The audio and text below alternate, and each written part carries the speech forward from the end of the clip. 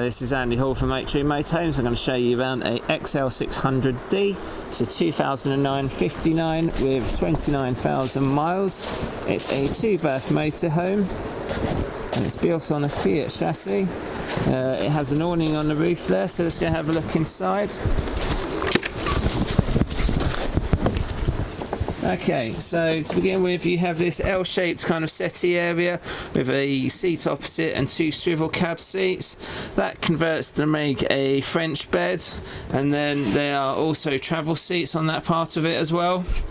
Then at the back there's a unique kind of double dinette there. That again makes a single bed. Opposite we have a kitchen area. It's well equipped, it's got an oven and grill, there's a 3-way fridge freezer, there's a sink and a hob too. Plus you have a microwave.